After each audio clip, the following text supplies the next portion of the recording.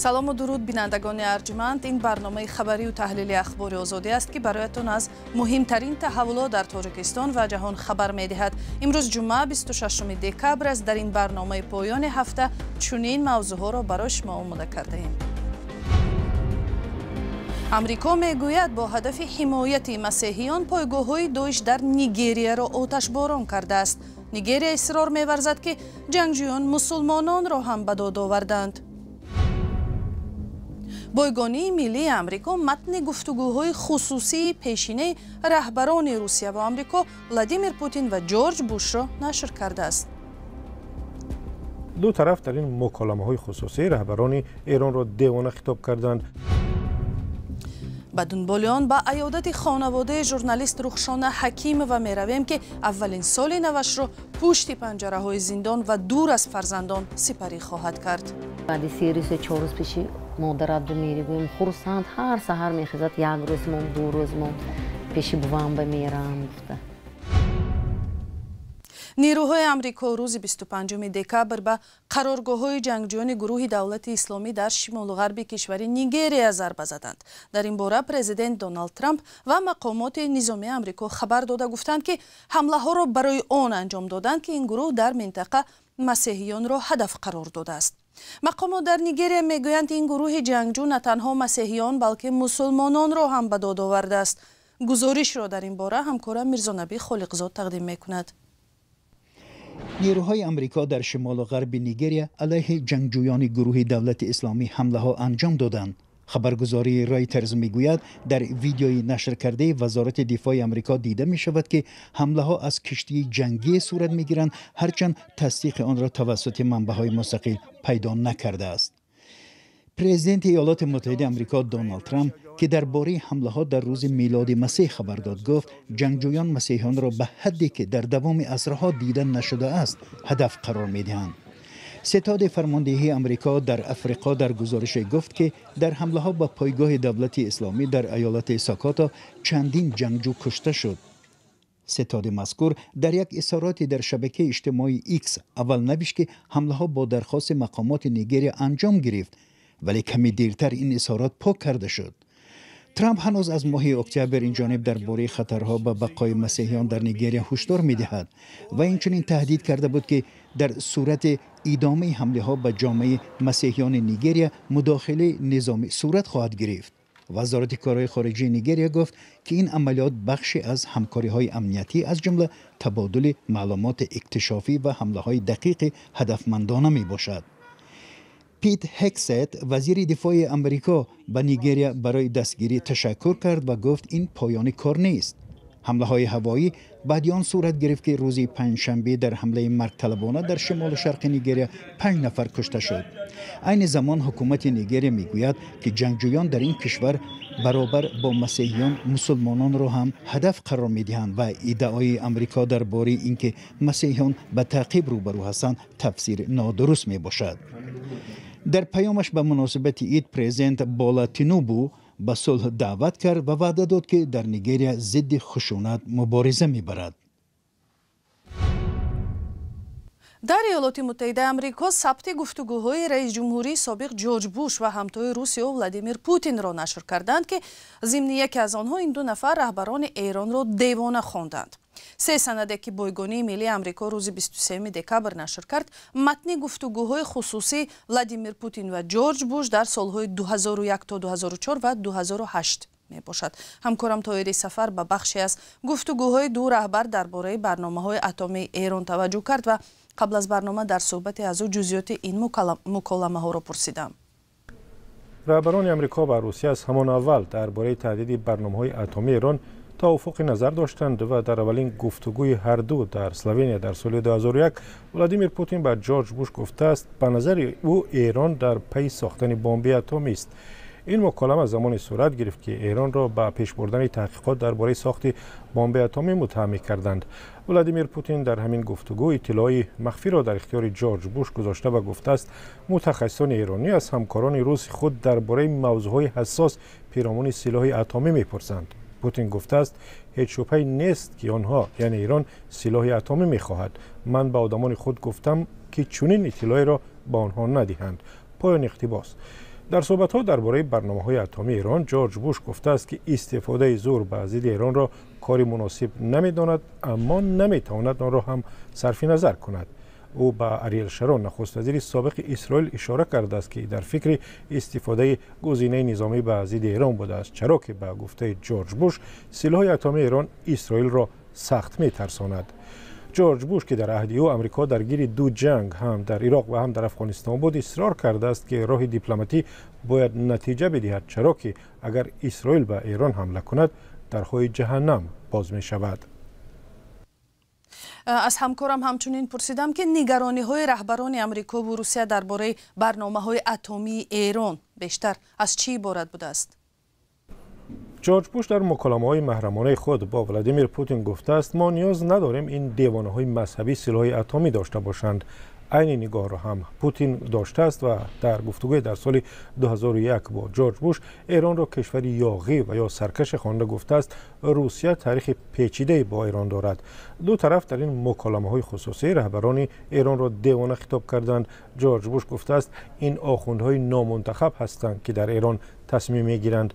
پوتین آن زمان گفته است وقتی به ایران رفت از آن حیرت زده شد که رهبران ایران اگر در حوزه ایدئولوژی دیوانه هم باشند اما در عین حال تحصیل کرده و دانشگاه رفتند. پوتین در این زمینه و خود محمود احمدی نژاد رئیس جمهوری پیشین ایران، اطرافیانش و رئیس سابق پارلمان غلامعلی حداد عادل اشاره کرده است. کشورهای غربی تاکنون ایران را متهم می‌کنند که در تلاش ساختن بمب اتمی است، ولی تهران گفته است هدف برنامه‌هایش صلح‌آمیز است. تابستان امسال بعد از حمله‌های اسرائیل به تأسیسات اتمی ایران و جنگ سخت بین دو طرف، آمریکا هم انشاءات اتمی ایران را سخت بمباران کرد و با گفته دونالد ترامپ رئیس جمهوری آمریکا آنها را از بین برد. همکارم طاهر سفر درباره مکالمه‌های محرمانه جورج بوش رئیس جمهوری پیشین آمریکا و ولادیمیر پوتین رهبر روسیه درباره برنامه‌های اتمی ایران گزارش میداد. گزارش کامل در این باره را میتوانید در سامانه azadi.org بخوانید.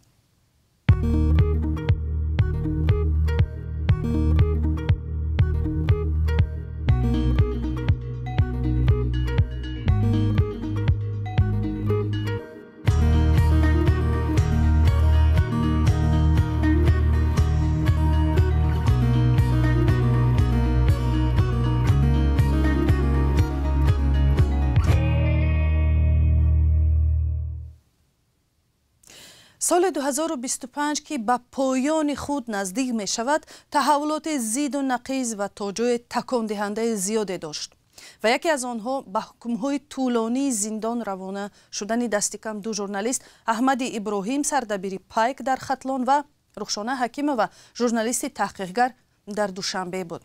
این دو خبرنگار به باور سازمان‌های حامی حقوق برای اجرای وظیفه‌های کسبی خود حکم‌های بی‌رحمانه و سنگین گرفتند. رخشانه حکیمووا 32 ساله را زمان حبس کردند که کودکانش 8 ماهه و 3 ساله بودند. نگاهبین آنها حالا به دوش والدان رخشانه است که شروع از زمان صادر شدن حکم در ماه فوریه هر یک بار در 2 ماه با کودکان به دیداربینی و به محبس می روند. مولا رجب یوسفی به عیادت این خانواده رفت. سالی نو آمد زاد و خسرخان تبلیغ سازه آل لفکان امروز لازه یکمین الوه لازی مبالغ نازی منوه بله دختر رخشانه حکیمووا روزنامه‌نگار زندانی تاجیک برای مادرش سرود می‌خواند. این طفل خمار دوری از مادر را از طریق چنین صحبت‌های تلفنی می‌شکند. بابا جان السلام علیکم. نقصمی تو؟ نه. منو یاد کردی؟ ها. چقدر یاد کردی؟ تا آسمان نه. تا آسمانه؟ ها. منم تا آسمانه یاد کردم. پردیک رفت آمدی؟ ها. حالی من توی سورپریزا تیار کردم. دو دختر رخشانه حکیمووا قریب 1 سال باز از مادر جدا هستند. دادگاه عالی تاجیکستان در ماه فوریه سال 2025 روزنامه‌نگار رخشانه حکیمووا را با اتهام خیانت به دولت به 8 سال زندان محکوم کرد. رخشانه حکیمووا وکیل مدافع و پیوندانش حکم را قبول نکردند و از روی آن شکایت بردند. اما همه شکایت‌های پیوندان رخشانه حکیمووا تا این دم بی نتیجه بوده است. دادگاه حتی درخواست‌ها برای به تأخیر انداختن اجرای حکم تا بزرگ شدن فرزندان رخشانه را رد کرد. وقتی که وی محکوم کردن، همه میدونند که کودکش 8 ماهه شیرخواره بود. وای در اول عذاب کشید، شب‌ها بسیار گریه میکرد. شیری سونی و تیز عادت نکرد.